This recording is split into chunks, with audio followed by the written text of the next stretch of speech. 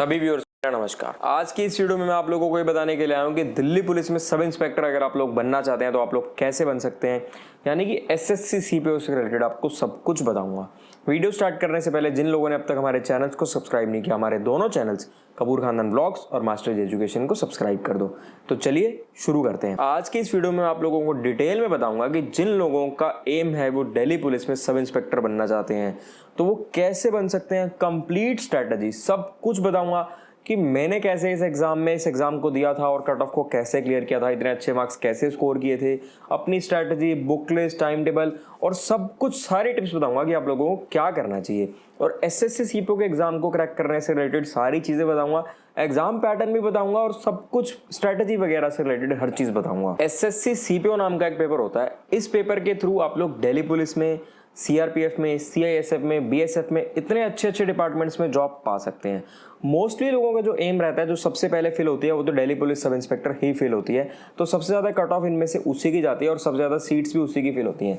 Vacancies वगैरह limited रहती हैं, लेकिन हर साल निकलता है फॉर्म, हर साल पेपर निकलता है। मैंने एसएससी सीपीओ 2018 दिया था, मेरा स्कोर काफ़ी अच्छा था, मैंने कट ऑफ क्लियर कर ली थी। कट ऑफ से बहुत ज़्यादा मार्क्स थे मेरे, लेकिन मैं पीईटी में नहीं गया था क्योंकि मुझे ये था कि मेरी स्टार्टिंग से जो एम था एसएससी सीजीएल की तरफ मेरा थोड़ा सा झुकाव ज़्यादा था और मुझे जो पोस्ट चाहिए थी ना वो एसएससी सीजीएल की पोस्ट चाहिए थी। तो इस वजह से मैं ज़्यादा उसमें गया नहीं, मैंने एक किस्म से प्रैक्टिस टेस्ट की तरह दे दिया था ये वाला पेपर और कट ऑफ वगैरह क्लियर हो गई, स्कोर बहुत अच्छा आ गया था, लेकिन जाना नहीं था उसमें, इसलिए आगे मैं फर्दर प्रोसेस में इसमें नहीं गया था क्योंकि मैं ये नहीं चाहता था कि कोई सीट खराब हो, क्योंकि मैंने फाइनली उसमें नहीं जाना था। अगर मैं चला भी जाता सीट वेस्ट हो जाती, तो इसकी जगह मेरी जगह किसी और डिजर्विंग कैंडिडेट को सीट मिले जो वहाँ जाना चाहते हैं, जो आगे अपना करियर उसमें बनाना चाहते हैं, उनको वो सीट मिले तो वो ज़्यादा बेटर है। इससे पहले एक और बात, अगर आप लोग एसएससी की प्रिपरेशन कर रहे हैं तो आप अनअकैडमी यूज़ कर सकते हैं। ये इंडिया का लार्जेस्ट ऑनलाइन एजुकेशन प्लेटफॉर्म है।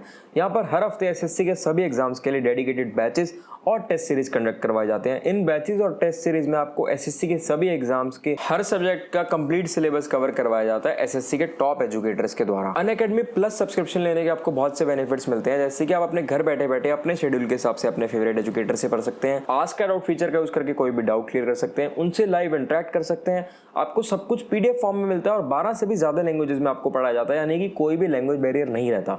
अभी अनअकैडमी पर एक ऑफर चल रहा है। 6 महीने का सब्सक्रिप्शन लेने पर आपको 2 महीने फ्री मिलेंगे, 1 साल का सब्सक्रिप्शन लेने पर 4 महीने और 2 साल का सब्सक्रिप्शन लेने पर आपको 8 महीने एक्स्ट्रा फ्री मिलेंगे। अगर आप लोग एक्स्ट्रा डिस्काउंट चाहते हैं तो आप मेरा कोड MASTERG मास्टर्स को यूज करके एक्स्ट्रा 10% डिस्काउंट पा सकते हैं। अनअकैडमी के सारे लिंक्स आपको हमारे डिस्क्रिप्शन में मिल जाएंगे। अगर एसएससी सीपीओ के एग्जाम पैटर्न की बात करें, सबसे पहले आपको एग्जाम पैटर्न बता देता हूं, उसके बाद आपको स्ट्रैटेजी, सारा टाइम टेबल, बुक्स वगैरह सब कुछ बताऊंगा। सबसे पहले एग्जाम पैटर्न की अगर बात करें तो सबसे पहले इसमें एक पेपर होता है प्रीलिम्स का। टोटल जो रिटन पेपर होता है टोटल 400 नंबर का होता है, 200 नंबर का प्रीलिम्स और 200 नंबर का मेंस। तो सबसे पहले प्रीलिम्स की बात करते हैं। जो रिटन का सबसे फर्स्ट स्टेप रहेगा वो रहेगा प्रीलिम्स। ये 200 नंबर का रहता है, 4 सेक्शन आते हैं, मैथ्स, इंग्लिश, जीके और रीजनिंग। चारों सेक्शन 50-50 नंबर के होते हैं और चारों सेक्शन में 50-50 सवाल आते हैं और आपको 2 घंटे मिलते हैं इसमें। ये सीजीएल से थोड़ा सा डिफरेंट है। सीजीएल में 25 सवाल होते हैं, हर सवाल 2 नंबर का होता है और 1 घंटा मिलता है टोटल आपको 100 सवाल के लिए। इसमें आपको 2 घंटे मिलते हैं 200 सवाल के लिए, यानी कि 120 मिनट मिलते हैं आपको 200 सवालों के लिए। तो 50-50 सवाल होंगे हर एक के, सबका हर सवाल 1 नंबर का होगा और अगर आप कुछ गलत करते हो तो नेगेटिव मार्किंग होगी और नेगेटिव मार्किंग जो होती है वो 1/4 रहती है, यानी कि 1 नंबर का सवाल है तो उसकी 1/4 0.25 मार्क्स आपके कटेंगे नेगेटिव मार्किंग की। मतलब अगर आपने कोई सवाल सही किया तो 1 नंबर मिलेगा, अगर आपने उसको कुछ भी नहीं किया तो कोई दिक्कत नहीं है, 0 रहेगा वो, और अगर आपने गलत कर दिया तो वो 1 तो मिलेगा ही नहीं जो मिलना था और 0.25 आपका कट जाएगा, यानी कि नेगेटिव मार्किंग हो जाएगी। तो ये जिन लोगों का प्रीलिम्स क्लियर हो जाता है ना, प्रीलिम्स क्लियर होने के बाद फिजिकल टेस्ट देना पड़ता है आप लोगों को, मतलब फाइनल स्टेप से पहले ही, मेन से पहले हो जाता है इसमें फिजिकल टेस्ट, क्योंकि इसमें मेन गेम में फिजिकल टेस्ट और इंग्लिश की रहती है। तो जो फिजिकल टेस्ट होता है उसमें रनिंग रहती है, running, long jump, high jump और शॉर्ट पुट वगैरह, चेस्ट मेजरमेंट करते हैं, हाइट मेजरमेंट करते हैं, जो भी रिक्वायरमेंट्स होती है वो सब कुछ आपका चेक किया जाता है। और जो लोग इस फिजिकल टेस्ट को क्लियर करते हैं ना, वही लोग पहुंच पाते हैं मेंस तक। अब मैं आपको एक और बड़ी इंटरेस्टिंग सी चीज बताता हूं। मैं पिछले कई सालों से ऑब्जर्व कर रहा हूं कि जिन लोगों की टियर 1 यानी कि प्रीलिम्स की कट ऑफ क्लियर होगी और वो फिजिकल के लिए एलिजिबल हो गए, मोस्टली आधे ही लोग जाते हैं फिजिकल देने। आधे तो ऐसे लोग होंगे जो फिजिकल देने जाएंगे ही नहीं, यानी कि कंपटीशन देखो, जिन लोगों ने कट ऑफ क्लियर किया उसमें से लगभग आधे तो यहीं बाहर हो गए आपके, आधे ही गए फिजिकल देने। और जनरली उससे भी ना, मैं मतलब ये पता नहीं क्या है, मैंने थोड़ा सा पिछले 2-3 सालों का देखा और मैंने ऑब्जर्व किया है कि उससे भी आधे ही लोग सिलेक्ट हो पाते हैं फिजिकल में, यानी कि आधे ही लोग फिजिकल को क्लियर कर पाते हैं।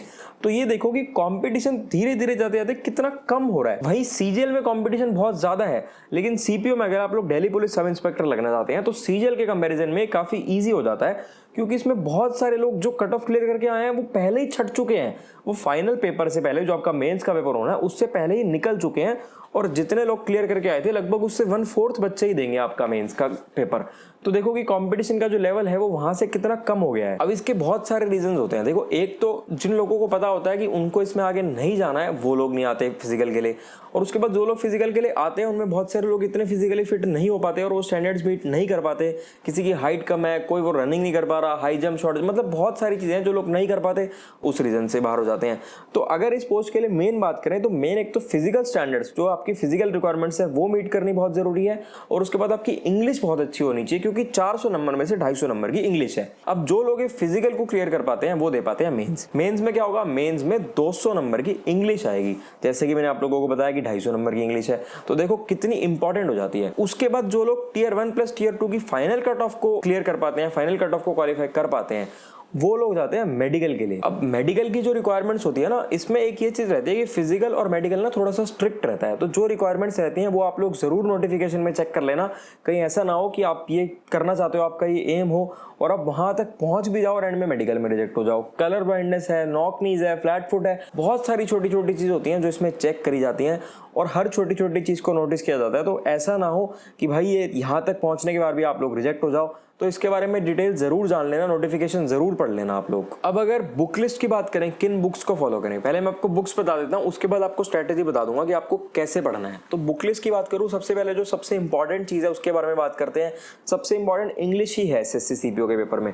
तो इंग्लिश को पढ़ने के लिए जो मेरे हिसाब से नंबर 1, अगर आप खुद सेल्फ स्टडी करना चाहते हो तो जो नंबर 1 बुक है इंग्लिश को पढ़ने के लिए वो नीतू सिंह मैम की बुक है, वॉल्यूम 1। तो उस बुक से अगर आप पढ़ोगे, उस बुक में चैप्टर वाइज मिलेगा आपको सब कुछ, हर चैप्टर के पीछे एक्सरसाइजेज भी मिलेंगी।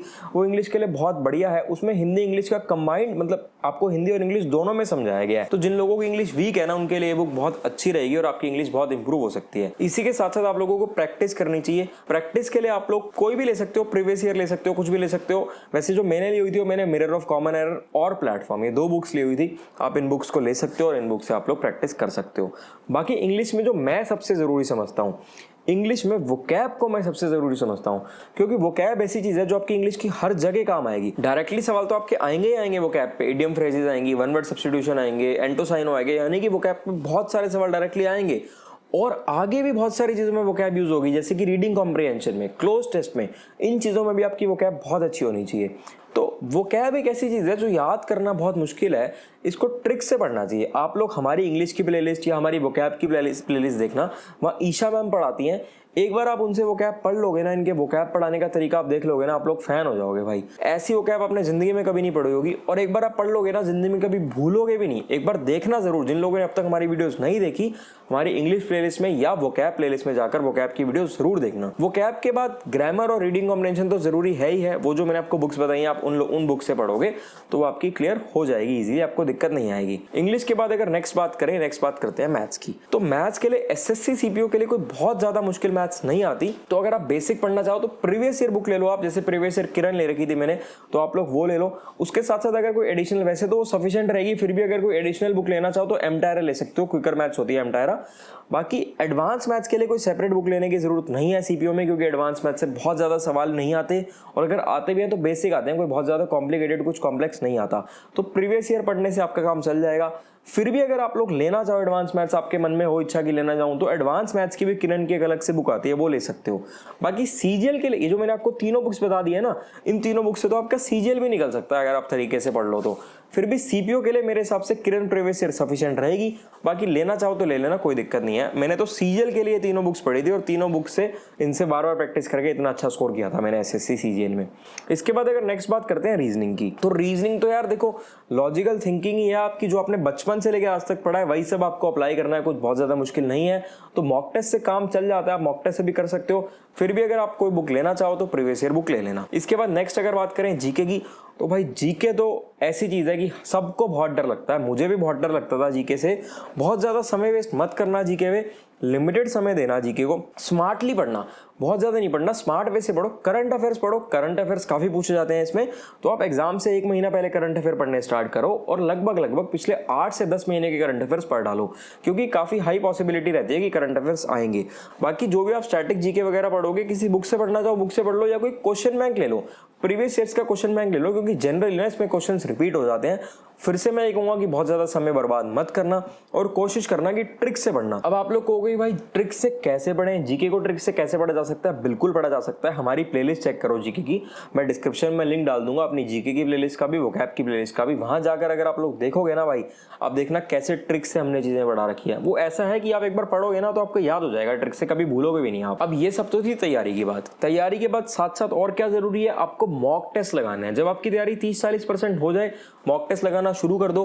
बाकी जो बुक्स मैंने बताई हैं, अगर आप इन बुक से ढंग से पढ़ते हो ना, आप ढंग से डेडिकेट होके और बिल्कुल कंसंट्रेशन से पढ़ते हो, फोकस्ड होके अपने एम की तरफ, तो जरूर आपका क्लियर हो जाएगा, आप क्वालिफाई कर लोगे इसको, कोई दिक्कत नहीं आने वाली आपको। मॉक टेस्ट में लापरवाही मत करना, मॉक टेस्ट जितने ज्यादा हो सके उतने ज्यादा लगाना, उनको लगाने के साथ साथ उनका एनालिसिस भी करना। जितने हो सके प्रीवियस ईयर पेपर लगाओ। प्रीवियस ईयर पेपर अगर आप जल्दी क्रैक करना चाहते हो ना, प्रीवियस ईयर पेपर बहुत सही रहते हैं। इसी के साथ साथ रिवीजन में लापरवाही मत करना, रिवीजन जरूर करना। एक एवरेज स्टूडेंट में और एक टॉपर में डिफरेंस क्रिएट कर देगी, आपको बहुत आगे ले जाएगी रिवीजन। तो जितनी बार हो सके, जितना अच्छा हो सके उतना रिवाइज करो और नोट्स बनाते रहना पढ़ाई के साथ साथ। पढ़ाई के साथ साथ नोट्स बनाओगे ना, तभी आपको रिवीजन में दिक्कत नहीं होगी, रिवीजन इतनी इजीली कर पाओगे। जो मुझे लगता है जो इंपॉर्टेंट चीजें हैं वो सारी चीजें आप लोगों को बता दी हैं। फिर भी अगर आप लोग कुछ भी पूछना चाहो कमेंट कर देना। मेडिकल के बारे में जरूर पढ़ लेना नोटिफिकेशन में। फिर भी अगर आप जानना चाहो, मेडिकल के बारे में जानना चाहो, कुछ भी जानना चाहो तो कमेंट कर देना, मैं कोशिश करूंगा और एक वीडियो बना दूंगा। या मेरे कुछ फ्रेंड्स हैं जो इसमें सिलेक्ट हुए हैं, तो मैं उनका इंटरव्यू डाल दूंगा। अगर आप लोग कहोगे तो उन्हीं से पूछकर उन्हीं की जुबानी आपको सब सुना दूंगा कि मेडिकल फिजिकल क्या सब कैसे होता है, यानी कि सारी डिटेल्स अगर आप कहोगे तो मैं उनका एक इंटरव्यू लेकर आपको सब कुछ बता दूंगा। फिर भी अगर आपके मन में कोई भी डाउट रह गया हो, हमसे पूछ सकते हो। हमारे टेलीग्राम, इंस्टाग्राम सारे लिंक्स डिस्क्रिप्शन में है। जिन लोगों ने अब तक हमारे चैनल्स को सब्सक्राइब नहीं किया, हमारे दोनों चैनल्स कपूर खानदान ब्लॉग्स और मास्टरी एजुकेशन को सब्सक्राइब कर दो। इस वीडियो में मैंने आपको जितनी भी इंपॉर्टेंट वीडियोस की बात करी है उन सबके लिंक्स में डिस्क्रिप्शन में दे दूंगा, आप लोगों को वीडियो जरूर देखना। ठीक है, फिर मिलेंगे आपसे अगली वीडियो में।